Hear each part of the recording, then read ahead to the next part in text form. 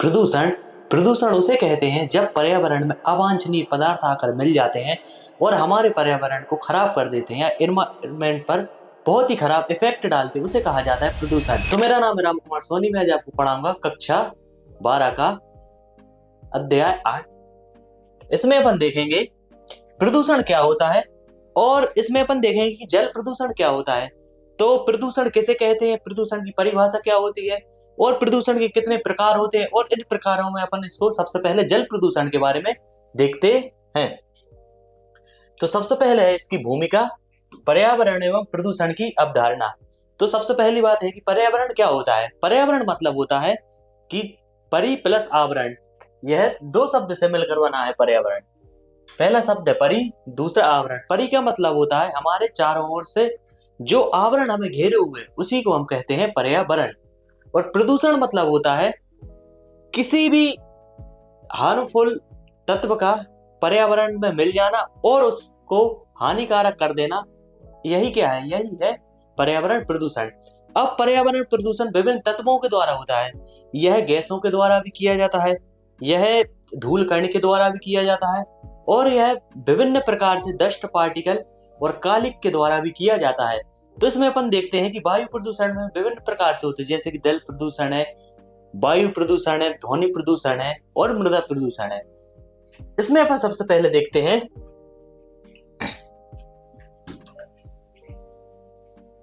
पर्यावरण प्रदूषण की अपन अवधारणा के बारे में बात की जाए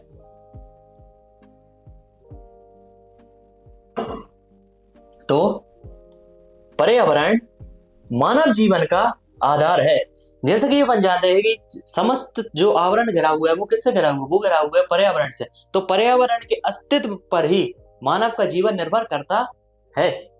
इसमें जल, वायु, भूमि, वनस्पति, जीव जंतु तथा मानव द्वारा निर्मित सामाजिक आर्थिक तंत्र सम्मिलित होते हैं। तो पर्यावरण दो तत्वों से मिलकर बनता है। पहला तत्व होता है प्राकृतिक तत्व, दूसरा तत्व होता है मानवीय तत्व। प्राकृतिक तत्व, यदि प्राकृतिक एलिमेंट्स की बात की जाए तो उसमें जैसे पर्वत, पठार, मैदान, पेड़ पौधे, इसके बाद जल, वायु, भूमि, वनस्पति और जीव जंतु, यह सब प्राकृतिक तत्व के अंतर्गत आते हैं। और एक मानवीय तत्व रहता है। इसमें क्या आता है, इसमें मानव आ जाता है, मानव के आर्थिक क्रियाकलाप आ जाते हैं, मानव के सांस्कृतिक क्रियाकलाप आ जाते हैं, और मानव के आपसी जो सामाजिक राजनीतिक क्रियाकलाप होते हैं उन सबको सम्मिलित किया जाता है। इस प्रकार से अपन देखा जाए कि पर्यावरण को दो तत्वों से मिलकर बना होता है। पहला तो है मानवीय तत्व, दूसरा है प्राकृतिक तत्व। यदि मानवीय तत्व और प्राकृतिक तत्व मिल जाते हैं तो क्या बन जाता है, तो बन जाता है पर्यावरण। मानवीय तत्व में सामाजिक आर्थिक क्रिया देखी जाती है कि मानव क्या कर रहा है, कहां पर रह रहा है, कैसी खेती कर रहा है, कैसे उद्योग कर रहा है और कैसे वह अपना जीवन निर्वाह कर रहा है, यानी अपनी जीवन चला रहा है, अपनी जीविकोपार्जन चला रहा है। इसमें सम्मिलित होते हैं। जब मानव की प्राकृतिक अथवा कृत्रिम गतिविधियों के कारण पर्यावरण के इन घटकों की गुणवत्ता में गिरावट आती है तो उसे प्रदूषण कहा जाता है। जब मानव के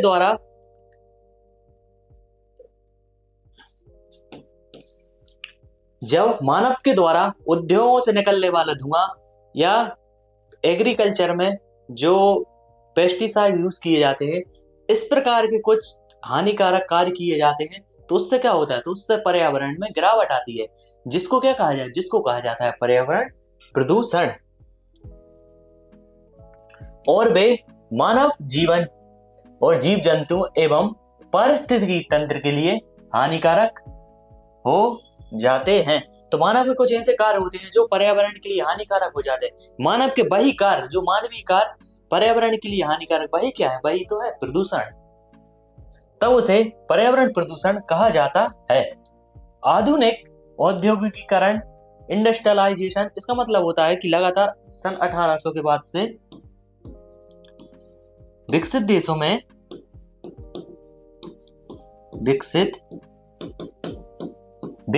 में औद्योगिकरण किया गया। बहुत अधिक मात्रा में उद्योगों की स्थापना की गई। जब उद्योगों की स्थापना की जाएगी तो उनमें निर्मित कच्चा माल उपयोग होगा और उत्पादित वस्तुओं का उत्पादन होगा। जब निर्मित कच्चा माल से उत्पादित माल को बनाया जाएगा रॉ मटेरियल से, उत्पादित माल को बनाया जाएगा तो उसमें बिजली की भी आवश्यकता होगी, उसमें पानी की भी आवश्यकता होगी, उसमें वायु की भी आवश्यकता होगी। इस प्रकार से जब ये सभी संगठक मिलते हैं तो एक विषैले पदार्थ का निर्माण करते हैं, चाहे वह पानी हो चाहे वह वायु हो। यदि उस विषैले पदार्थ को एयर में छोड़ दिया जाए तो वायु प्रदूषण होगा, यदि उस गंदे पानी को जल में छोड़ दिया तो जल प्रदूषण होता है, यदि वही पदार्थ को जमीन में गड़ा दिया है तो क्या होगा, तो तो होगा मृदा प्रदूषण।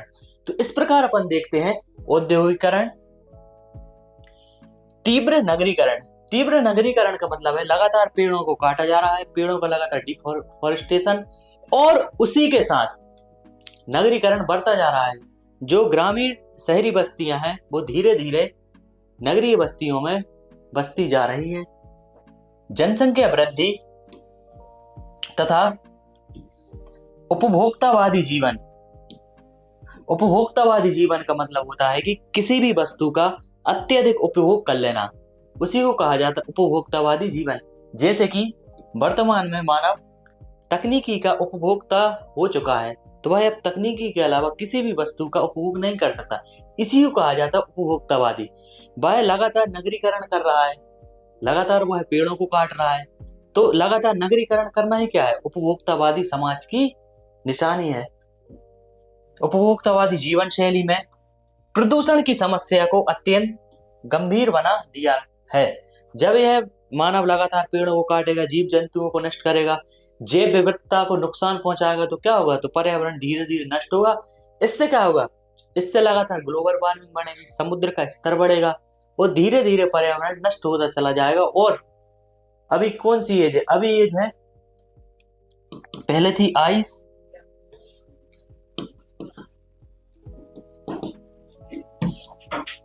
इसके जो अभी वर्तमान में जो एज चल रही है, कौन सी एज चल रही है, ये चल रही है हॉट एज।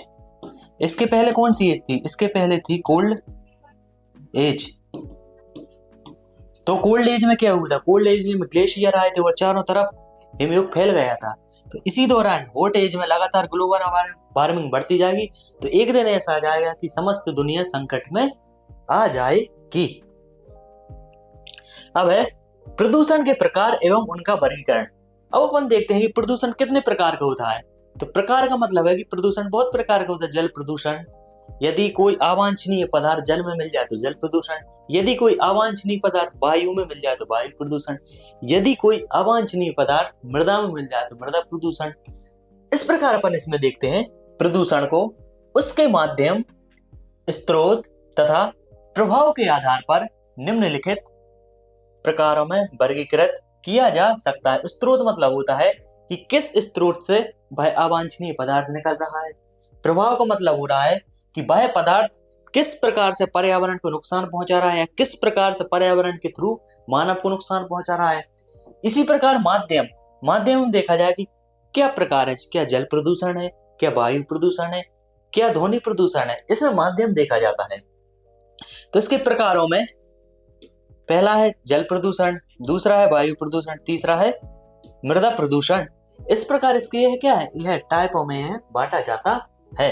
इसके बाद है ध्वनि प्रदूषण, और ये सभी प्रकार परस्पर जुड़े हुए हैं और एक प्रकार का प्रदूषण अन्य प्रकार के प्रदूषण को भी प्रभावित करता है।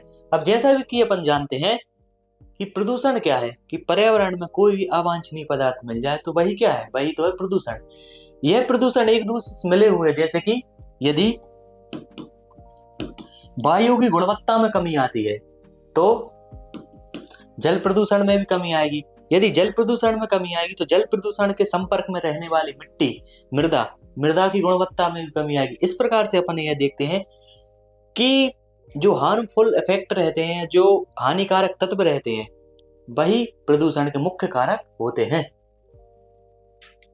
अब इसमें अपन देखते हैं जल प्रदूषण की परिभाषा एवं अवधारणा। तो इसकी परिभाषा क्या होगी, इसकी परिभाषा होगी कि स्वच्छ जल में कोई भी अवांछनीय पदार्थ, अवांछनीय मतलब होता है खराब तत्व, मिल जाने से जल की गुणवत्ता में जो कमी आती है या जल की गुणवत्ता जैसे जैसे खराब हो जाती है, उसी को क्या कहा जाता है, उसी को कहा जाता है जल प्रदूषण। यानी स्वच्छ जल में कोई भी अवांछनीय पदार्थ मिल जाने से जो जल की गुणवत्ता में जो कमी आती है, उसी को क्या कहा जाता है, उसी को कहा जाता है जल प्रदूषण। इसमें है जल प्रदूषण से आता है जल के भौतिक, रासायनिक एवं जैविक गुणों में होने वाले ऐसे अवांछनीय परिवर्तनों से है जिनके कारण जल मानव उपयोग, कृषि, उद्योग तथा जलीय पारिस्थितिकीय तंत्र के लिए हानिकारक हो जाता है। इसे ही क्या कहा जाता है? इसे ही कहा जाता है जल प्रदूषण। तो सीधी सी एक परिभाषा में यह भी कहा जा सकता है कि जल की गुणवत्ता में कमी आना ही क्या है? जल प्रदूषण है। तो अब जल की गुणवत्ता कितने प्रकार से हो सकती है, चाहे वह भौतिक हो, चाहे वह केमिकल हो, चाहे वह जैविक हो। किसी भी जल के तत्व में कमी आना है, वही क्या है? वही तो है जल प्रदूषण। ऐसे अवांछनीय परिवर्तन हैं जिसके कारण अब उसका उपयोग मानव भी नहीं कर पा रहा है, उसका उपयोग कृषि में भी नहीं किया जा रहा है और उसका उपयोग उद्योग में भी नहीं किया जा रहा है। और जलीय पारिस्थितिकी मतलब कि जब संघनन होता है तो संघनन में भी उस जल का उपयोग नहीं किया जा रहा है। तो इस प्रकार से जब जल का दुरुपयोग किया जाता है तो वह क्या कहलाता है? वह कहलाता है जल प्रदूषण। जल प्रकृति का सर्वाधिक महत्वपूर्ण संसाधन है और पृथ्वी पर जीवन की निरंतरता इसी पर निर्भर करती है।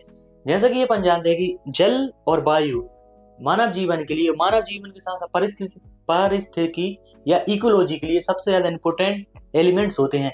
इन एलिमेंट्स के द्वारा ही जीवन संभव हो पाता है।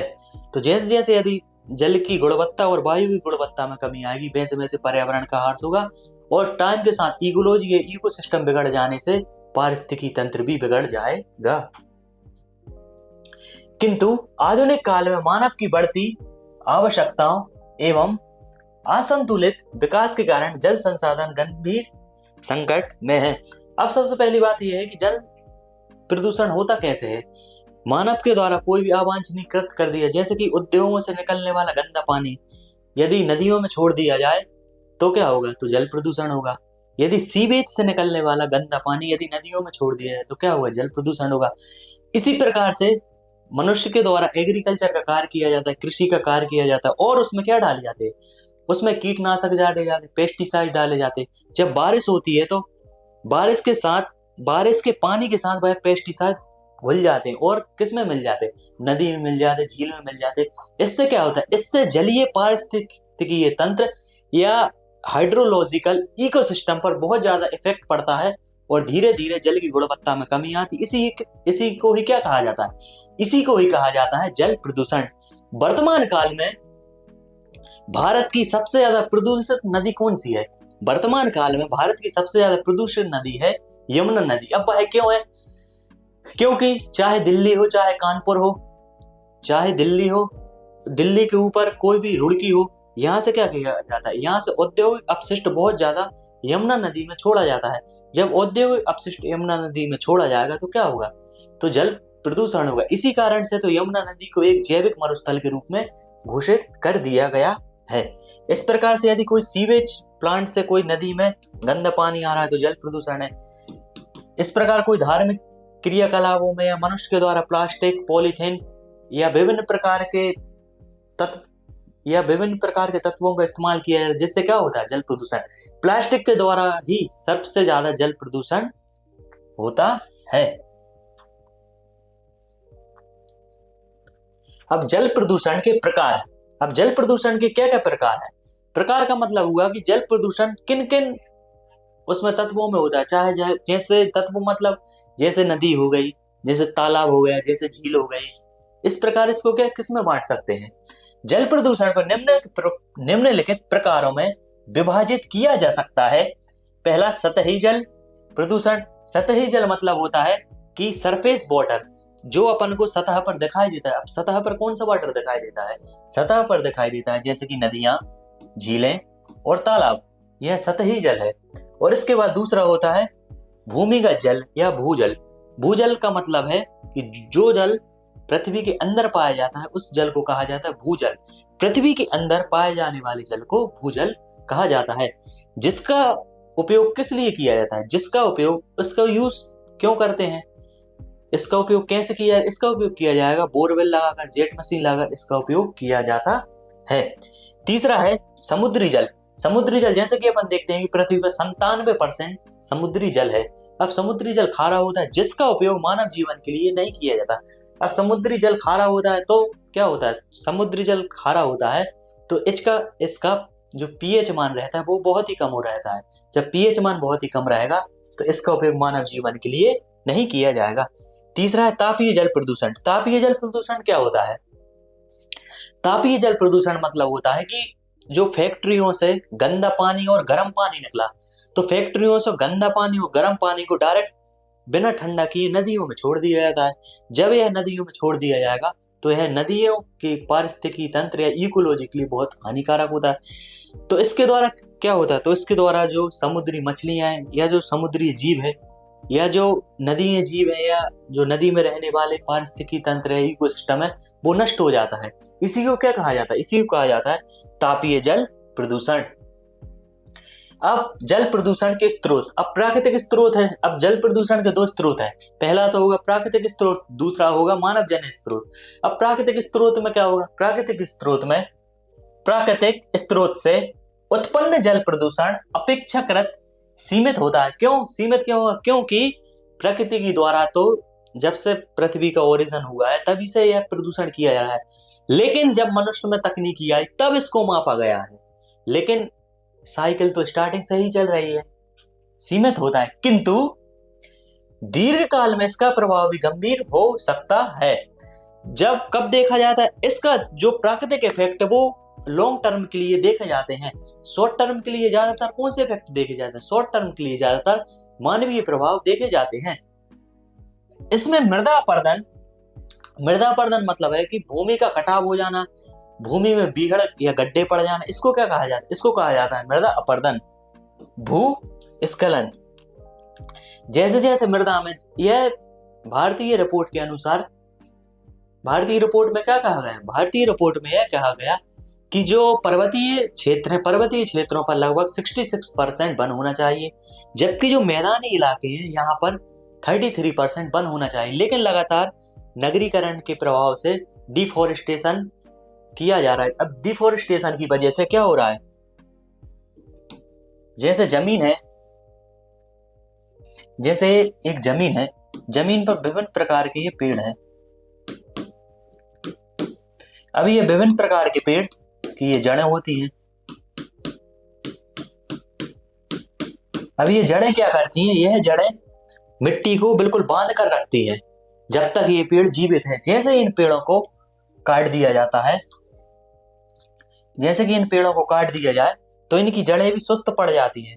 तो अब यह जड़ें मिट्टी को पकड़कर नहीं रख पाती, तो जिससे जैसे तेज बारिश हुई या तेज हवा चली या तेज कोई भी बहाव आया या भूस्खलन से ये जमीन नीचे खिसक जाती है। इसी को क्या कहा जाता है? इसी को कहा जाता है भूस्खलन या मृदा कटाव। ज्वालामुखीय गतिविधि, अब ज्वालामुखी गतिविधियां से भी जल प्रदूषण होता है। इसके बाद वनस्पति एवं पशु अवशेषों द्वारा अपघटन प्रमुख है। यदि कोई भी वनस्पति स्वच्छ जल में यदि सड़ जाती है तो उससे भी वह जल प्रदूषण होता है। और पशुओं के द्वारा कुछ अवशेष, यदि कोई पशु जल में मर गया उसके द्वारा भी जल प्रदूषण होता है। लेकिन इस जल प्रदूषण का प्रभाव प्राकृतिक रूप से कम पड़ता है। क्यों? क्योंकि इसका अपघटन जल्दी से हो सकता है। और अपघटन के द्वारा, अपघटन मतलब होता है कि किसी भी जीव जंतु का सड़ जाना और बैक्टीरिया के द्वारा उसको प्रकृति में बदल देना, इसी को कहा जाता है अपघटन। यदि कोई जीव जंतु जल में सड़ गया, उसको बैक्टीरिया द्वारा किस में बदल दिया? उसको बैक्टीरिया द्वारा प्राकृतिक पदार्थ में बदल दिया गया, इसी को कहा जाता है अपघटन। दूसरा है मानव जनित स्रोत। अब मानव जनित स्रोत क्या है? एक तो होता है प्राकृतिक, एक होता है मानव जनित। मानव अपनी क्रियाकलापों के द्वारा जो अवांछनीय पदार्थों को उत्पन्न करता है उन्हीं को कहा जाता है मानव जनित स्रोत। चाहे वह फैक्ट्री से निकलने वाला गंदा पानी हो, चाहे वह फैक्ट्री से निकलने वाला गंदे पानी के साथ साथ गंदी एयर हो, चाहे वह एग्रीकल्चर के साथ, मानव ने एग्रीकल्चर में पेस्टिसाइड्स का यूज किया, अब वह वर्षा के जल के साथ घुलकर नदियों में चले गए और धीरे धीरे जो नदियों जलीय पारिस्थितिकी तंत्र या हाइड्रोलॉजिकल सिस्टम है वो धीरे धीरे बिगड़ गया। तो इसमें मानव जनित स्रोत जल प्रदूषण के लिए मुख्य रूप से उत्तरदायी है, क्योंकि आज मानव ही पर्यावरण को बिगाड़ने के लिए मुख्य उत्तरदायी है। क्यों? क्योंकि मानव ने पर्यावरण पर विजय पा ली है। इसको क्या कहा जाता है? इसको कहा जाता है संभववाद। मानव के लिए कुछ भी असंभव नहीं है, सब कुछ संभव है। औद्योगिकरण अपशिष्टों में रासायनिक तत्व जैसे भारी धातु है। अब भारी धातुओं में क्या है? अब इस गंदे जल के साथ क्या आता है? इस गंदे जल के साथ आता है लेड, सीसा, जस्ता, पारा, कैडमियम और विभिन्न प्रकार की भारी धातुएं आती हैं, जैसे जिंक है, कोबाल्ट है। यह सभी धातुएं जल में मिल जाती हैं और जल की गुणवत्ता को खराब कर देती हैं।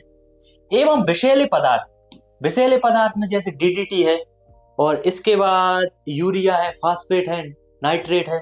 यह सभी क्या करते हैं? यह सभी भी जल प्रदूषण को फैलाते हैं, होते हैं, जो नदियों एवं झीलों में प्रवाहित कर दिए जाते हैं।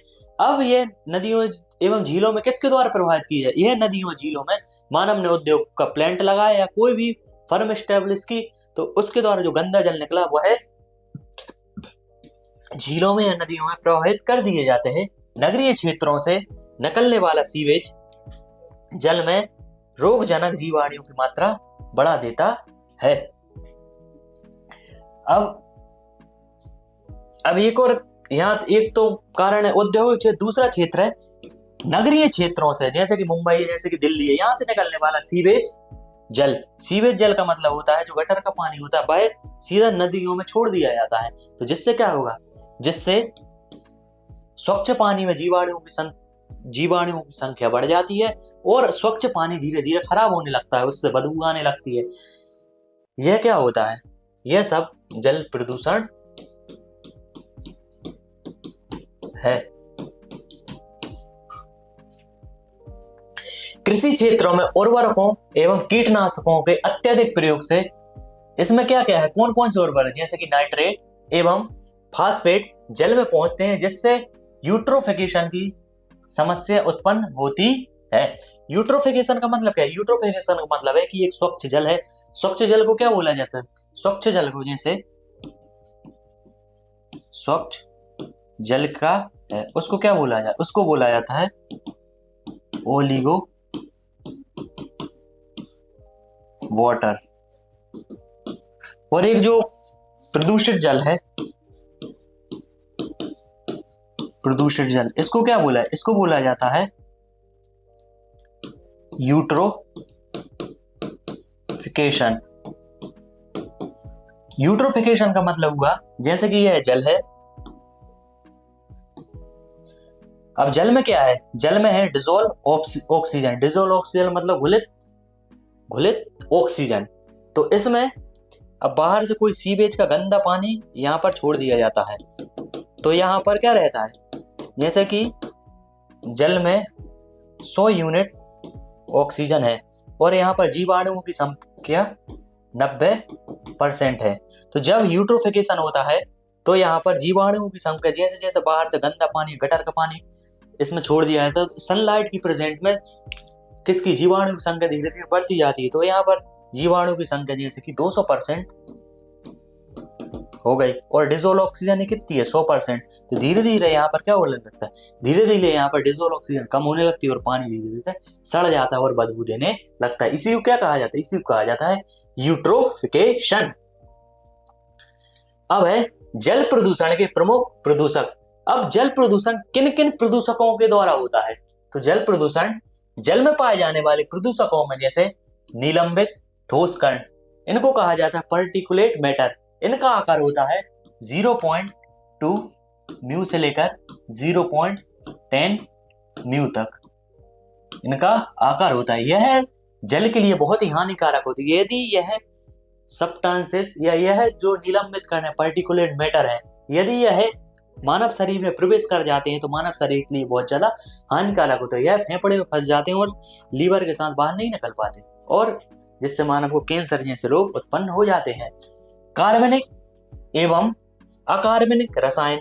कार्बनिक मतलब जो आसानी से घुल जाता है, जैसे केले का छिक्कल है, यह कार्बनिक है। अकार्बनिक मतलब जो आसानी से नहीं घुलता, जैसे कि पारा है, जैसे सीसा है, जैसे प्लास्टिक है।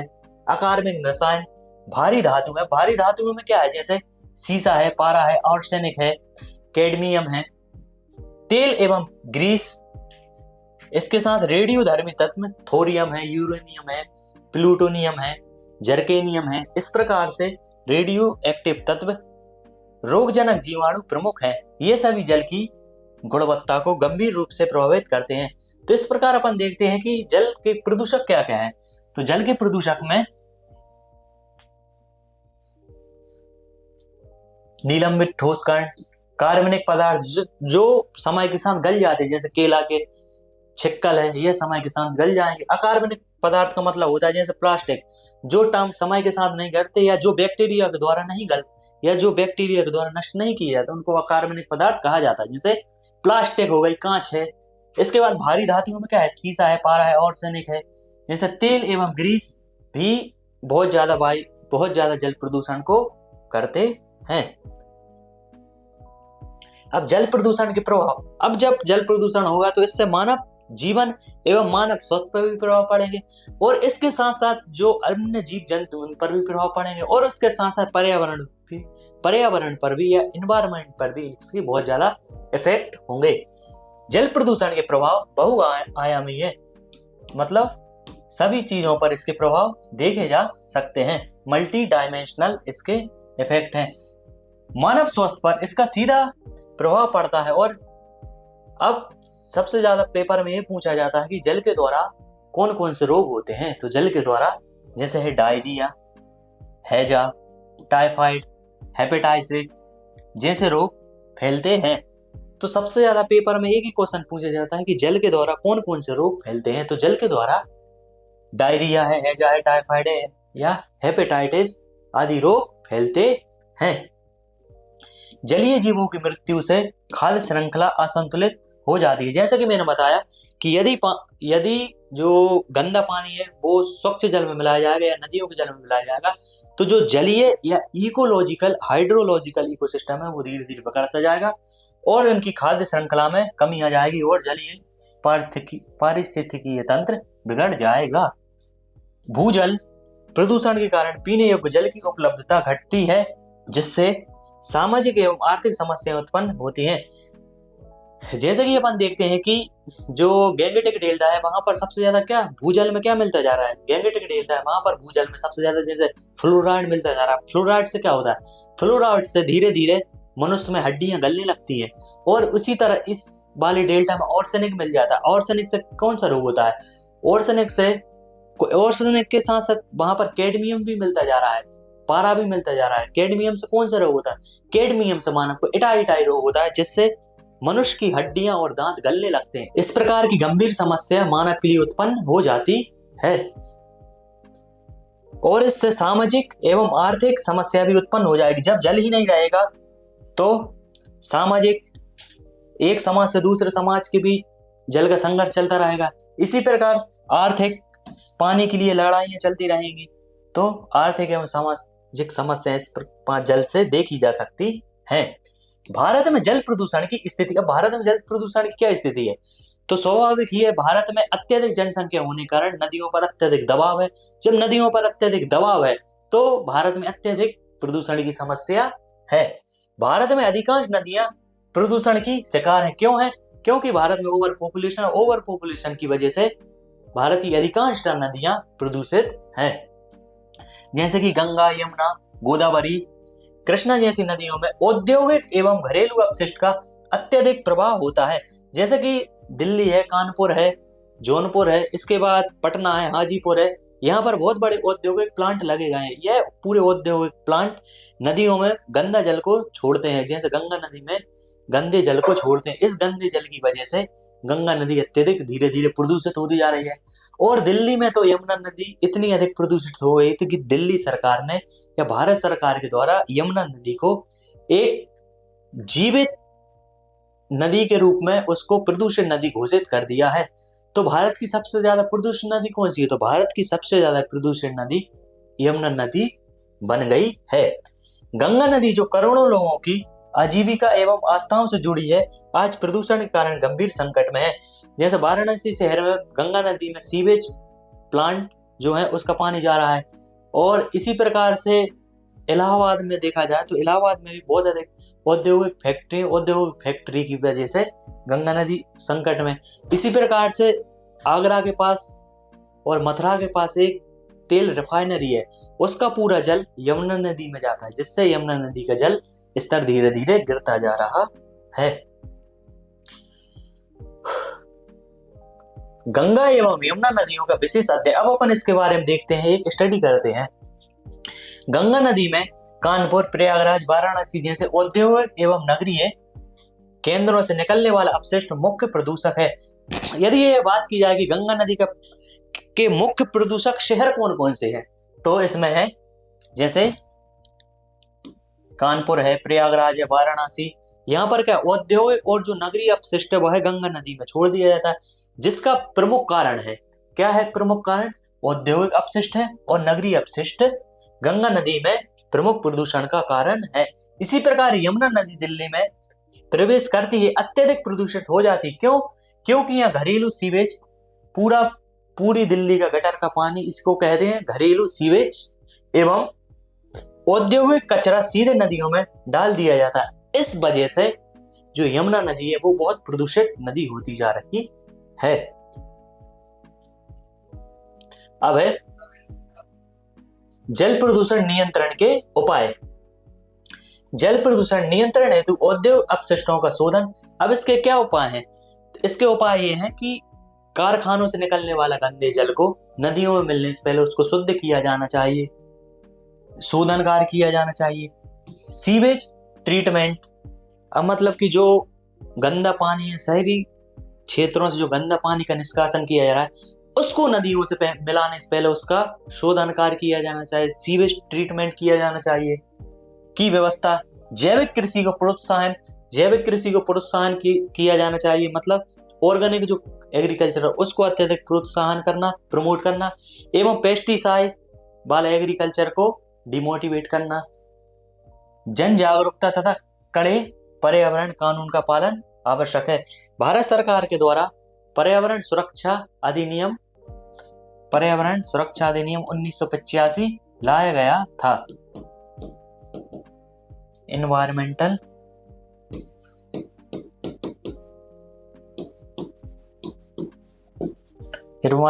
प्रोटेक्शन एक्ट, लेकिन इसका अभी तक कोई प्रभाव नहीं देखा गया है। इसी प्रकार से जल प्रदूषण को कम करने के लिए जल प्रदूषण एक्ट 1975 में लाया गया था, लेकिन इसका अभी भी भारत पर कोई प्रभाव नहीं है। इसी प्रकार से 1995 से 2005 के बीच गंगा एक्शन प्लान आया, लेकिन उसका भी ज्यादातर प्रभाव भारत जैसे देशों में नहीं दिखता, क्योंकि भारत में ओवर अधिक पॉपुलेशन है। इसके साथ साथ अधिक करप्शन के कारण भी भारत में इतना अधिक इन एक्टों को लागू नहीं किया गया है। इसी प्रकार से डेप्थ में पढ़ने के लिए हमारे क्यूकी एजुकेशन के ऐप को अभी प्ले स्टोर से डाउनलोड करें, और आपको यह वीडियो पसंद आए तो आप वीडियो को लाइक करें, चैनल को सब्सक्राइब करें और वीडियो पर कमेंट जरूर करें, और यह वीडियो है अपने दोस्तों को शेयर जरूर करें। Thank you.